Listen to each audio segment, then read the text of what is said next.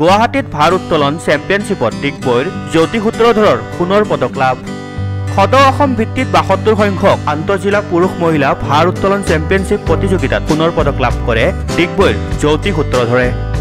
মিৰ্জাত অনুষ্ঠিত অসমৰ বিভিন্ন জিলাৰ শতাধিক প্ৰতিযোগীয়ে অংশগ্ৰহণ কৰা এই প্ৰতিযোগিতাত ডিগবৈৰ পাৱাৰ সাব জিমত অনুশীলন কৰা জ্যোতিয়ে মহিলাৰ ৬৯ কেজি শাখাত অংশগ্ৰহণ কৰি সোণৰ পদক লাভ কৰি তিনিচুকীয়া জিলাৰ লগতে ডিগবৈলৈ গৌৰৱ কঢ়িয়াই আনিবলৈ সক্ষম হয়।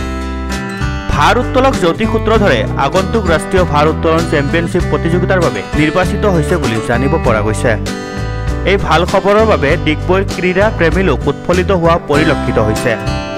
ৰাষ্ট্ৰীয় পৰ্যায়ৰ চেম্পিয়নশ্বিপ প্ৰতিযোগিতাৰ বাবে নিৰ্বাচিত হোৱাত অনুৰাগীসকলে জ্যোতি সূত্ৰধৰক শুভেচ্ছা জ্ঞাপন কৰিছে। ডিগবৈৰ পৰা বিনন্দ কোঁৱৰৰ ৰিপৰ্ট, সংবাদ লহৰ।